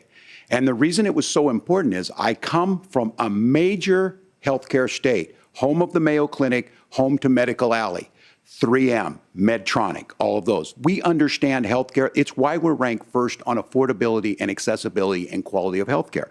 And so what I know is under Kamala Harris, more people are covered than they have before. And those of you listening, this is critical to you. Now, Donald Trump all of a sudden wants to go back and remember this. He ran on the first thing he was going to do on day one was to repeal Obamacare. On day one, he tried to sign an executive order to repeal the ACA. He signed on to a lawsuit to repeal the ACA, but lost at the Supreme Court. And he would have repealed the ACA had it not been for the courage of John McCain to save that bill. Now, fast forward, what that means to you is you lose your pre-existing conditions. If you're sitting at home and you got asthma, too bad. If you're a woman, probably not. Broke your foot during football, might kick you out. Your kids get kicked out when they're 26. Kamala Harris negotiated drug prices for the first time with Medicare. We have 10 drugs that will come online, the most common ones that'll be there. But look, this issue, and when Donald Trump said, I've got a concept of a plan, it cracked me up as a fourth grade teacher because my kids would have never given me that. But what Senator Vance just explained might be worse than a concept, because what he explained is pre-Obamacare. And I'll make this as simple as possible because I have done this for a long time. What they're saying is, if you're healthy, why should you be paying more? So what they're going to do is let insurance companies pick who they insure, because guess what happens? You pay your premium, it's not much. They figure they're not going to have to pay out to you. But those of you a little older, gray, got cancer, you're going to get kicked out of it. That's why the system didn't work. Kamala Harris will protect and enhance the ACA. Governor, thank you. Senator, you have not yet explained how you would protect people with pre-existing conditions or laid out that plan. Well, look, we currently have laws and regulations in place right now that protect people with pre-existing conditions. We want to keep those regulations in place, but we also want to make the health insurance marketplace function a little bit better. Now, what Governor Walz just said is actually not true. A lot of what happened, and the reason that Obamacare was crushing under its own weight, is that a lot of young and healthy people were leaving the exchanges. Donald Trump actually helped address that problem, and he did so in a way that preserved people's access to coverage who had pre-existing conditions. But again, something that these guys do is they make a lot of claims about if Donald Trump becomes president, all of these terrible consequences are going to ensue. But in reality, Donald Trump was president. Inflation was low. Take-home pay was higher. And he saved the very program from a Democratic administration that was collapsing and would have collapsed absent his leadership. He did his job, which is govern in a bipartisan way and get results, not just complain about problems, but actually solve them. Governor, did enrollment under the Affordable Care Act go up under the Trump administration? It's higher now that we've seen it go up. Look, people are using it. The system works. And the question about this of young people or whatever, that's the individual mandate piece of this. And Republicans fought tooth and nail saying, well, Americans should be free to do this. Well, then what happens is... So you think the individual mandate's a good idea? You shrink. I think the idea of making sure the risk pool is broad enough to cover everyone, that's the only way insurance works. When it doesn't, it collapses. You are asking pre-ACA where we get people out. Look, people know that they need to be on health care. People expect it to be there. And when we are able to make it, and we are making it this way, when we incentivize people to be in the market, when we help people who might not be able to afford it get there, and we make sure then when you get sick and old, it's there for you. Because I heard people say, well, I don't want to buy into Medicare or whatever. Good luck buying health care once you get past 70. So look, the ACA works. We can continue to do better. Kamala Harris did that. The way she made everything better was negotiating those 10 drugs on Medicare for the first time in American history. Thank you. Margaret? Can I address that? I apologize. We're out of time. We have a number of subjects to discuss. Margaret? Let's talk about families in America. There is a child care crisis in this country, and the United States is one of the very few developed countries in the world without a national paid leave program for new parents. Governor Walz, you've said that if Democrats win both the White House and Congress, this is a day one priority for you. How long should employers be required to pay workers while they are home taking care of their newborns? You have 2 minutes. Yeah, well, that's negotiable, and that's what Congress worked. But here's what the deal is. Americans sitting out there right now, you may work for a big company. Look, we're home in Minnesota to some of the largest Fortune 500 companies. Kamala Harris knows that in California. Those companies provide paid family medical leave. One is, I think they're moral and they think it's a good thing, but it also keeps their employees healthy. We in Minnesota passed a paid family medical leave. You have a child, and I had to go back to work 5 days after my kids were born. This allows you to stay home a certain amount of time. What we know is that gets the child off to a better start, the family works better, we stay in their employers, we get more consistency in that. So Kamala Harris has made it a priority. We implemented it in Minnesota and we see growth. That's how you become a pro-business state. But the negotiations on it, and here's the issue, those big companies are able to offer it. Those of you out there who don't have it, just imagine what happens if you get cancer or your child gets sick. We know what happens. You end up staying home. In some places, that means no paycheck. because you've got no protection on that. This is the case of an economy that Donald Trump has set for the wealthiest amongst us. He's willing to give those tax breaks to the wealthiest. He's willing to say, bust those unions up, do whatever. What we're saying is the economy works best when it works for all of us. And so a paid family medical leave program, and I will tell you, go to the families or go to the businesses and ask them. As far as childcare on this, you have to take it at both the supply and the demand side. You can't expect the most important people in our lives to take either our children or our parents to get paid the least amount of money. And we have to make it easier for folks to be able to get into that business and then to make sure that folks are able to pay for that. We were able to do it in Minnesota, and I'm still telling you this. We were listed as the best state. We're still in crisis on this. A federal program of paid family and medical leave and help with this will enhance our workforce, enhance our families, and make it easier to have the children that you want. Governor, your time is up. Senator, do you support a national paid leave program? And if so, for how long should employers be mandated to pay their employees while they are home taking care of their newborn? You have 2 minutes. Yeah, well, first of all, Margaret, a number of my Republican colleagues and some Democrats, too, have worked on this issue. And I think there is a bipartisan solution here because a lot of us care about this issue. I mean, look, I speak from this very personally because I'm married to a beautiful woman who is an incredible mother to our 3 beautiful kids, but is also a very, very brilliant corporate litigator. And I'm so proud of her. But being a working mom, even for somebody with all of the advantages of my wife, is extraordinarily difficult. And it's not just difficult from a policy perspective. She actually had access to paid family leave because she worked for a bigger company. But the cultural pressure on young families and especially young women, I think makes it really hard for people to choose the family model they want. A lot of young women would like to go back to work immediately. Some would like to spend a little time home with the kids. Some would like to spend longer at home with the kids. We should have a family care model that makes choice possible. And I think this is a very important substantive difference between Donald Trump and Kamala Harris's approach. I mean, look, if you look at the federal programs that we have that support paid family leave right now, the Community Development Block Grant, and there's another block grant program that spends a lot of money from the federal government. These programs only go to one kind of childcare model. Let's say you'd like your church maybe to help you out with childcare. Maybe you live in a rural area or an urban area and you'd like to get together with families in your neighborhood to provide childcare in the way that makes the most sense. You don't get access to any of these federal monies. We want to promote choice in how we deliver family care and how we promote childcare because, look, it is unacceptable. And, you know, of course, Tim and I have been on the campaign trail a lot the past 7 or 8 weeks. And one of the biggest complaints I hear from young families is people who feel like they don't have options, like they're choosing between going to work or taking care for their kids. That is an incredible burden to put on American families. We're the only country that does it. I think we could do a heck of a lot better. Senator, thank you.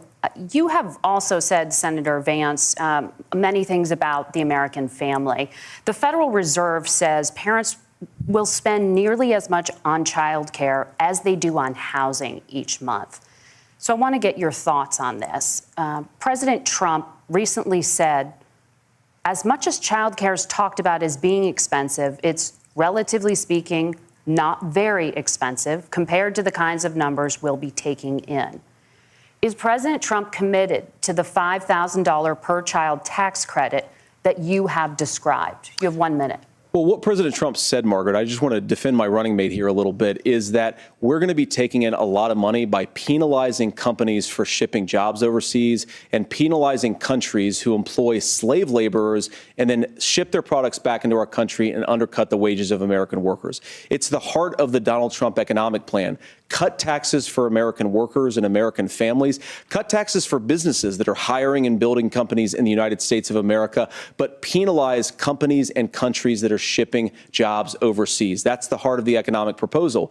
And I think what President Trump is saying is that when we bring in this additional revenue with higher economic growth, we're going to be able to provide paid family leave, child care options that are viable and workable for a lot of American families.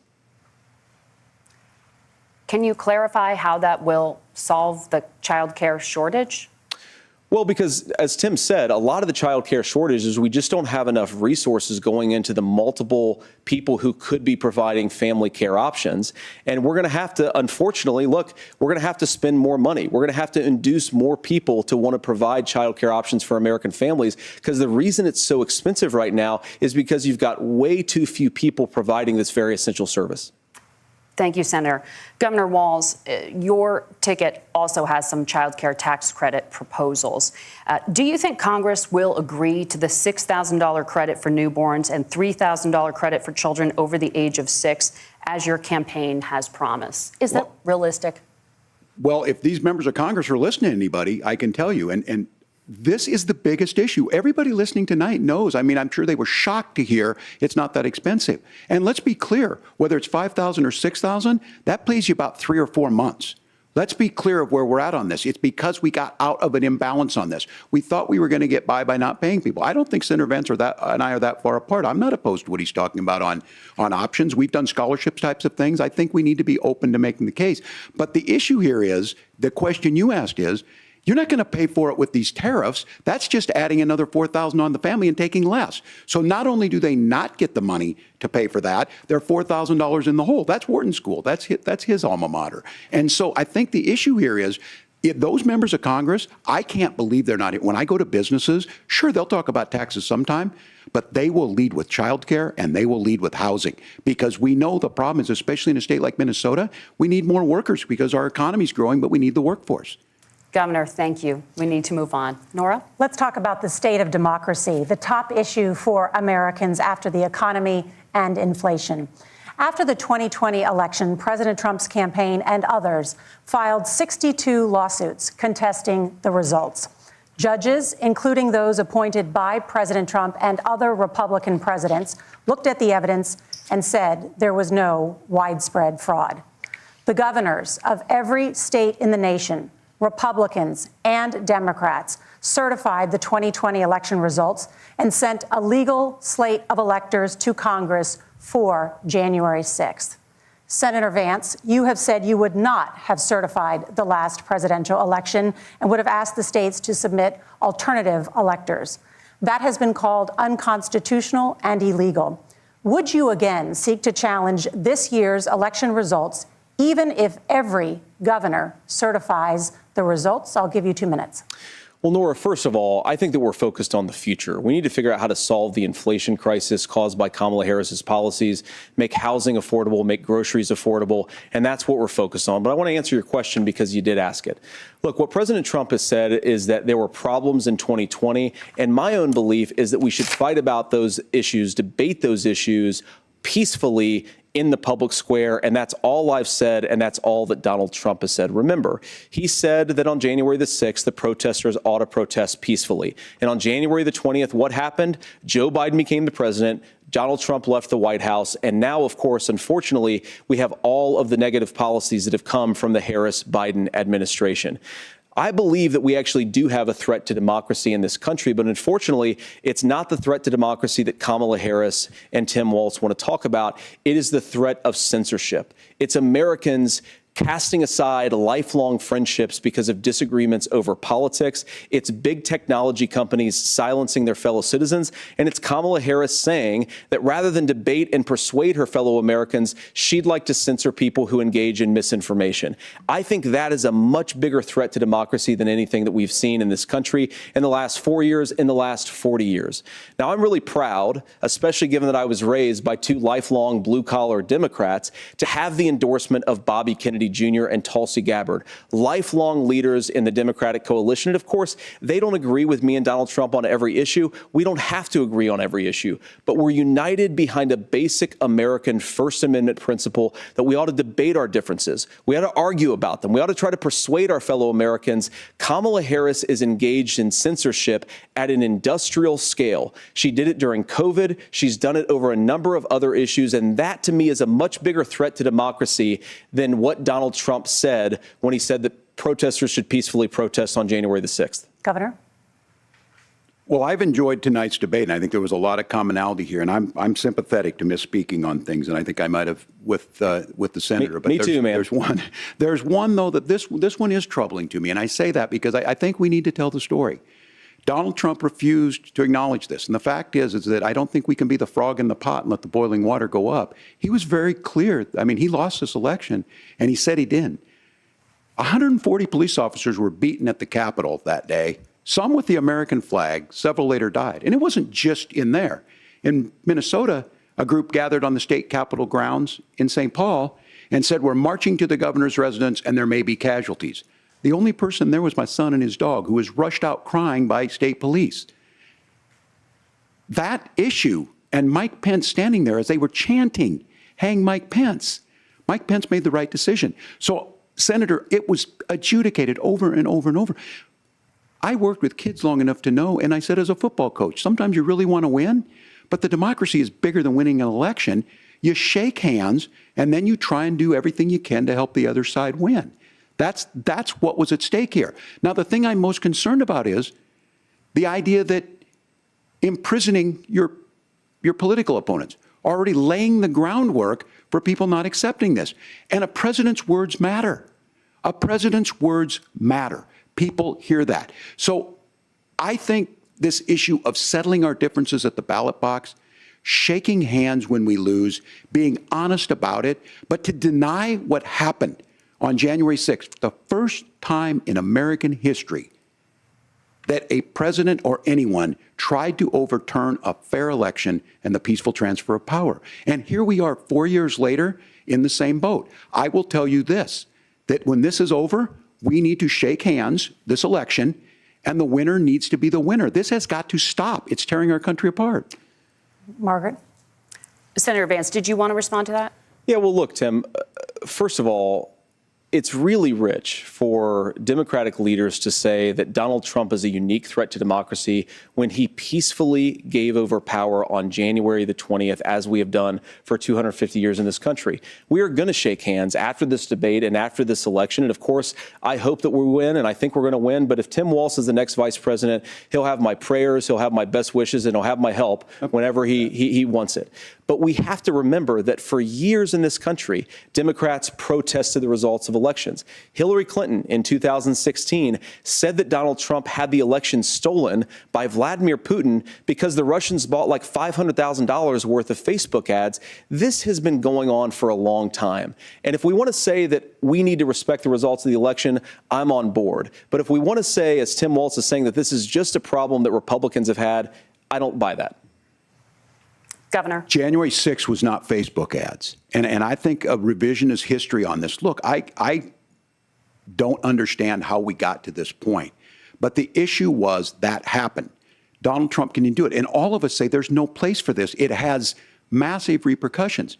This idea that there's censorship to stop people from threatening to kill someone, threatening to do something, that's not censorship. Censorship is book banning. We've seen that. We've seen that brought up. I just think for everyone tonight, and I'm going to thank Senator Vance, I think this is the conversation they want to hear. And I think there's a lot of agreement, but this is one that we are miles apart on. This was a threat to our democracy in a way that we had not seen. And it manifested itself because of Donald Trump's inability to say. He is still saying he didn't lose the election. I would just ask that. Did he lose the 2020 election? Tim, I'm focused on the future. Did Kamala Harris censor Americans from speaking their mind in the wake of the 2020 COVID situation? That is a damning non-answer. It's a damning non-answer for you to not talk about censorship. Obviously, Donald Trump and I think that there were problems in 2020. We've talked about it. I'm happy to talk about it further. But you guys attack us for not believing in democracy. The most sacred right under the United States democracy is the First Amendment. You yourself have said there's no First Amendment right to misinformation. Kamala Harris wants to use the power of government and big tech to silence people from speaking their minds. That is a threat to democracy that will long outlive this present political moment. I would like Democrats and Republicans to both reject censorship. Let's persuade one another. Let's argue about ideas, and then let's come together afterwards. You can't yell fire in a crowded theater. That's the test. That's the Supreme Court test. Tim, fire in a crowded theater. You guys wanted to kick people off of Facebook for saying that toddlers shouldn't wear masks. Senator, the governor does have the floor. Fire in a crowded theater. That is criticizing the policies of the government, which is the right of every American. Senator, the governor does have the floor for 1 minute to respond to you. Yeah. Well, I don't run Facebook. What I do know is I see a candidate out there who refused, and now again, and this, I'm pretty shocked by this. He lost the election. This is not a debate. It's not anything anywhere other than in Donald Trump's world. Because look, when Mike Pence made that decision to certify that election, that's why Mike Pence isn't on this stage. What I'm concerned about is, where is the firewall with Donald Trump? Where is the firewall if he knows he could do anything, including taking an election, and his vice president's not going to stand to it? That's what we're asking you, America. Will you stand up? Will you keep your oath of office, even if the president doesn't? And I think Kamala Harris would agree. She wouldn't have picked me if she didn't think I would do that, because of course that's what we would do. So America, I think you've got a really clear choice on this election of who's going to honor that democracy and who's going to honor Donald Trump. Governor, your time is up. Thank you, gentlemen. We will be right back with both of our candidates. The CBS News vice presidential debate continues.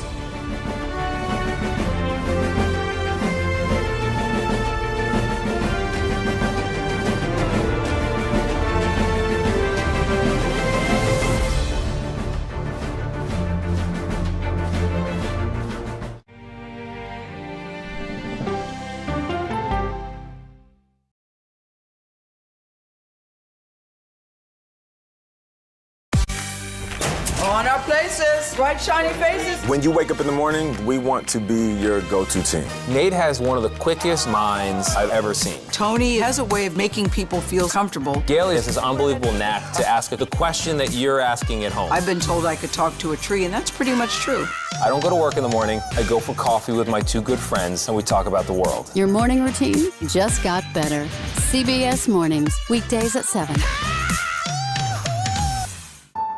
It didn't seem like anything could happen, because nothing ever happens in East Palestine. But it did. Authorities released toxic fumes from 5 derailed train cars. Resident, please evacuate. Acute bronchitis due to chemical fumes. Did you ever have these problems before the derailment? No, ma'am. This neighborhood's not safe no more. We can assure the community that there's not vinyl chloride entering their communities. Then why are there so many people feeling these various symptoms of bloody noses or difficulty breathing or bronchitis? That's a hard question to answer. We're talking about one of the most blatant releases of a mixture of some of the most toxic chemicals that we've seen in America. I feel like now I have a duty to warn other communities. If my daughter has to watch me die of cancer, at least it saves someone else.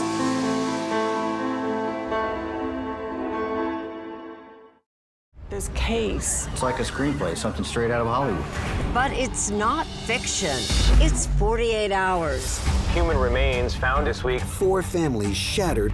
There's no physical evidence. The mystery would haunt investigators for years. There's some questions that have to be asked and need to be answered. Like a John Grisham novel. A gripping true crime original. 48 hours. Now streaming on the free CBS News app.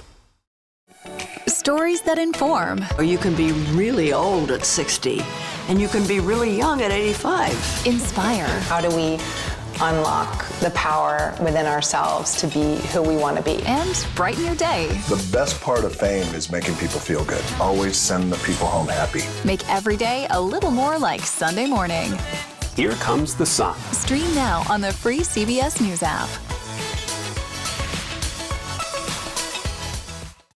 Hello, everyone, and welcome to our Dragon capsule here in space. Sightseers in space, the thrill of a lifetime. Seeing the Earth from space, it was so exhilarating. But the risks that come with the territory. There have been 4 fatal accidents. That's a 1% fatal accident rate. Might make you look before you launch. If you had 1 out of 100 airplanes falling out of the sky, we'd have a public crisis. Space tourism, now streaming on the free CBS News app.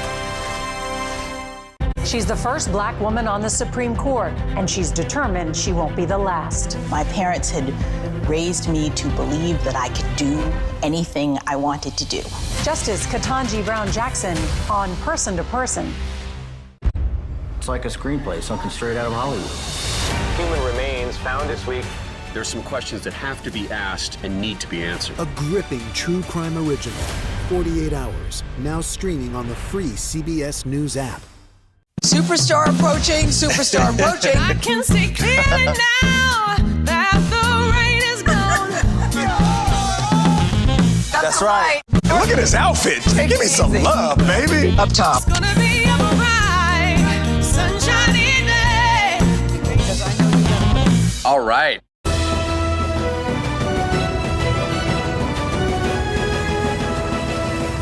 Welcome back to the CBS News Vice Presidential Debate. It is now time for the closing statement. Senator Vance won the virtual coin toss and elected to go last. So, Governor Walz, you are first. You have 2 minutes. Well, thank you, Senator Vance. Thank you to CBS News. And most importantly, thank you to all of you. If you're still up and the folks who miss Dancing with Our Stars, I appreciate it. But look, the support of the democracy matters. It matters that you're here. And I'm as surprised as anybody of this coalition that Kamala Harris has built, from Bernie Sanders to Dick Cheney to Taylor Swift, and a whole bunch of folks in between there.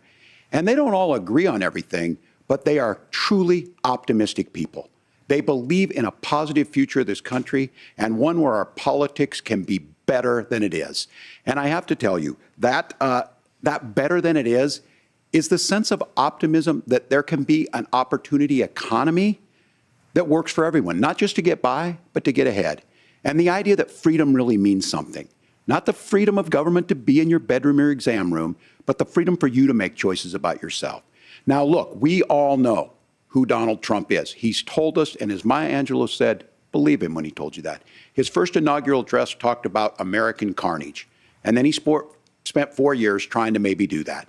Senator Vance tonight made it clear he will stand with Donald Trump's agenda. He will continue to push down that road. Excuse me. Kamala Harris gives us a different option. Now, I'll have to tell you, I'm going to be careful about the quotes, but there's one that Senator Vance said that does resonate with me. He said, Donald Trump makes the people I care about afraid. A lot of America feels that way. We don't need to be afraid. Franklin Roosevelt was right. All we have to fear is fear itself. Kamala Harris is bringing us a new way forward. She's bringing us a politics of joy. She's bringing real solutions for the middle class, and she's centering you at the heart of that. All the while asking everyone, join this movement, make your voices heard. Let's look for a new day where everybody gets that opportunity and everybody gets a chance to thrive. I humbly ask for your vote on November 5th for Kamala Harris. Governor Walz, thank you. Senator Vance, your closing statement. Well, I want to thank Governor Walz, you folks at CBS, and of course the American people for tuning in this evening. And one of the issues we didn't talk about was energy. And I remember when I was being raised by my grandmother, when she didn't have enough money to turn on the heat some nights because Ohio gets pretty cold at night and because money was often very tight. And I believe, as a person who wants to be your next vice president, that we are a rich and prosperous enough country where every American, whether they're rich or poor, ought to be able to turn on their heat in the middle of a cold winter night. That's gotten more difficult thanks to Kamala Harris's energy policies. I believe that whether you're rich or poor, you ought to be able to afford a nice meal for your family. That's gotten harder because of Kamala Harris's policies. I believe that whether you're rich or poor, you ought to be able to afford to buy a house. You ought to be able to live in safe neighborhoods. You ought to not have your communities flooded with fentanyl. And that, too, has gotten harder with because of Kamala Harris's policies. Now, I've been in politics long enough to do what Kamala Harris does when she stands before the American people and says that on day one, she's going to work on all these challenges I just listed. She's been the vice president for 3.5 years. Day one was 1,400 days ago, and her policies have made these problems worse. Now, I believe that we have the most beautiful country in the world. I meet people on the campaign trail who can't afford food, but have the grace and generosity to ask me how I'm doing and to tell me they're praying for my family. What that has taught me is that we have the greatest country, the most beautiful country, the most incredible people anywhere in the world. But they're not going to be able to achieve their full dreams with the broken leadership that we have in Washington. They're not going to be able to live their American dream if we do the same thing that we've been doing for the last 3.5 years. We need change. We need a new direction. We need a president who has already done this once before and did it well. Please vote for Donald Trump. And whether you vote for me or vote for Tim Walz, I just want to say I'm so proud to be doing this, and I'm rooting for you. God bless you, and good night. Senator Vance, thank you. And thank you both for participating in the only vice presidential debate of this election cycle. I'm Margaret Brennan. And I'm Nora O'Donnell. And a reminder, there are just 35 days until Election Day. Please get out and vote. And for all of us here at CBS News, thank you and good night.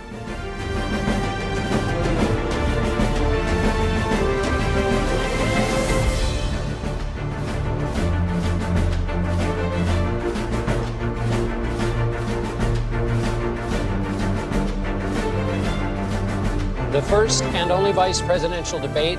This election is now complete. It was a cordial debate of the kind that people mostly say they want. You notice here the two candidates lingering on the stage. That's quite a difference from the presidential debate, in which it was not even sure that Vice President Harris and Donald Trump would shake hands. It was a debate in which the line, "I appreciate what Tim said about Finland," was one of the many ways in which Senator Vance agreed with the governor. The governor agreed right back. But that's the tone and the kind of theater review of this. I'll pick out two issues. On the question of the top of the news today, which is the Middle East and the kinds of foreign policy surprises that hit any president. Tim Walz made the case that Donald Trump's temperament is unfit for any kind of surprise, cited the members of the Trump administration who have attested to that. 朋友都知道我是很挑剔的。Vice President, 防晒乳我选 KS 皇家呵护抗光清爽高防晒凝露，因为它有媲美蓝光神盾的乍早植萃，保护我在阳光下延缓肌肤老化，维持青春弹力，可以防御工作环境里的3C 商品。各种光源对肌肤的伤害，擦起来清爽不黏腻。我特别喜欢它做到海洋友善，365天，天天抗光抗老化，是我的保养日常。你呢？呵护您，呵护全家人，专属你的 KS Royal Care 抗光清爽高防晒凝露。